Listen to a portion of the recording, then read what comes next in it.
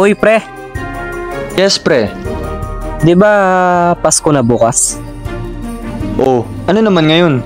May bala ka pa mamasko, ang tanda-tanda mo na. Ha? Mamamas ko agad? Di ba pwedeng magkikika? Ha? Wala pre. Hindi na ako mamamas ko no. Ang tanda-tanda ko na kaya. Sus, ikaw pa. Haha, basta bukas tambay na lang tayo sa inyo. Ha? Ba't sa amin? Basta.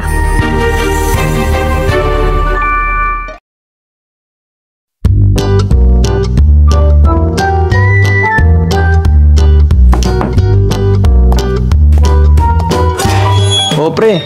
Ang aga mo ah. Oo pre, nag-jogging pa kasi ako eh. Tapos, dumiretso na rin ako rito. Kakapagod nga eh. May tubig ba kayo dyan? Ha? Ha? Sus, tubig ba talaga hinahanap mo? Pari ka pa eh. Makikikain ka lang naman. Hihihi. Pasko sa Pinas.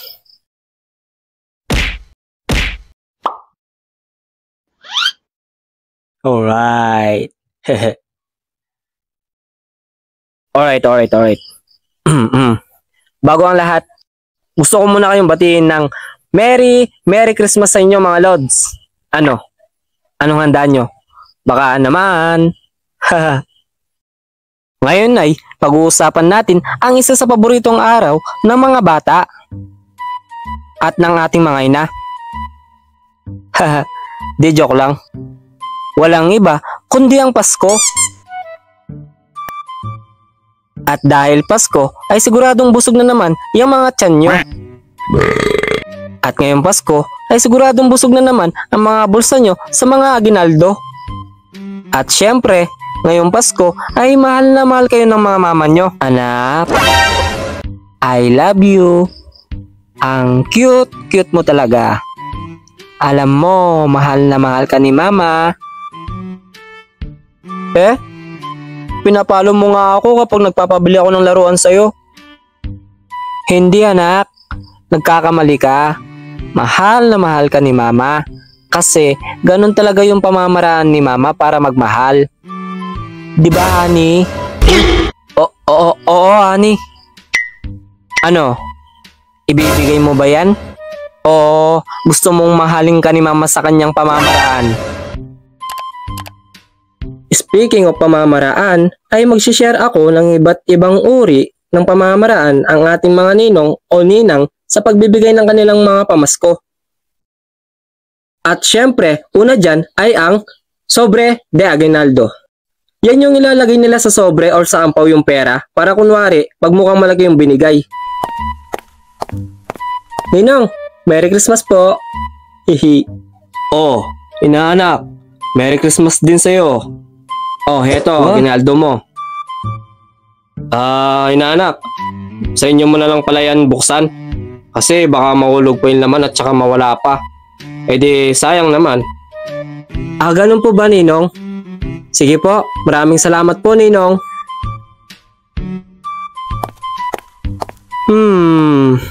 Nakasobre pa yung aguinaldo ko ah. Siguro 1,000 laman nito. O kaya 2,500. Silipin ko nga.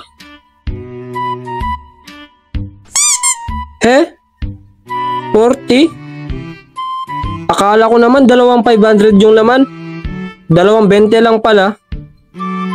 Talagang sininong oh. May nalalaman pang pasobre-sobre. At ang pangalawa ay tinatawag kong Banco de Aguinaldo. At alam ko na ang iba sa inyo ay makaka-relate dito. Ito yung true online bank na ipamasko mo. Lalo na ngayon, usong-uso yan. Guys, kaninong bahay naman kaya yung susunod na pupuntahan ko? Alam ko na. Kay Ninang Abe. Last time kasi, binigyan niya ako ng 500. Kaso nga lang, ang laki ng binigay na aguinaldo ni Ninang Abe. Sigurado makakabili na ako ng video game niyan. Hehe. Mark, Ha? Akin na muna yung napamasko mo. Baka mawala mo pa. Ibibiliin na lang kita ng paborito mong brief. Hindi naman ako nagbibrief. Akin na. Pero ngayon,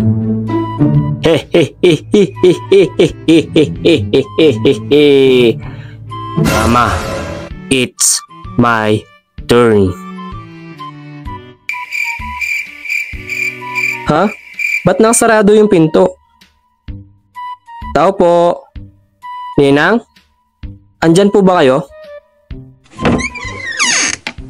Hello po, Ninang. Merry Christmas po. Oh, Mark, Merry Christmas din sa'yo. Ninang, aginaldo ko po. Hihi. Ha? Teka, hindi ba nasabi ni mama mo na binigay ko na yung pamasko mo sa'yo? Kasi Ha? sinesend ko na lang sa GCash yung mga aginaldo nyo. Sabi kasi ng mama mo na wala ka pang account sa GCash, kaya sa kanya ko na lang sinend. At ang pangatlo ay tinatawag kong regalo de balot. Ito yung kahit hindi ka bigyan ng pera, sobrang saya mo na. Dahil yung regalong natanggap mo, gustong gusto mo. O anak, saan mo galing yan? Regalo po ni Ninong sa akin. Sabi niya, hindi ko daw po kailangan ng pera. Kukunin mo lang daw.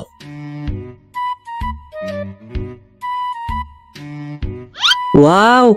Barbie doll! Paborito ko to eh. Mama, Barbie doll yung binigay ni Ninong sa akin.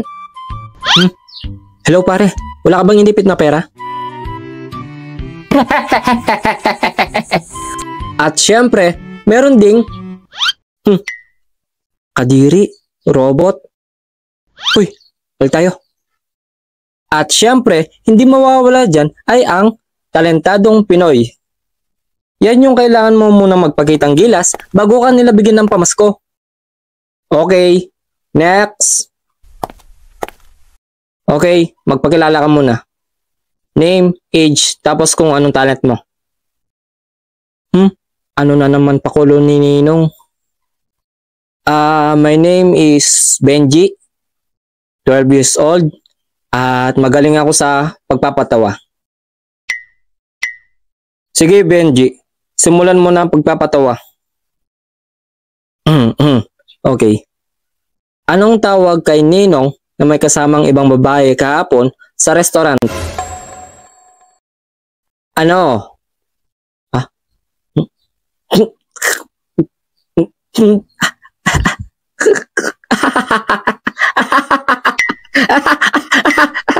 Eddie, tama na, okay na. Tama na. Basic. Hehe. At yun lang mga lods. Sana nag-enjoy kayo sa animation natin ngayon. At marami pa tayong gagawin na Pinoy animation. Lalo na sa darating na 2024. Kaya kung hindi pa kayo nakakapag-subscribe, ay pindutin nyo na subscribe button. At i-click nyo na rin ang bell button para lagi kayong updated sa mga darating nating animations. At maraming salamat nga pala sa mga nakakolab natin na sina Kababalagan at Abe Animated. At yun lang mga Lodi, maraming salamat sa panonood at Merry Christmas sa inyo. Bye-bye!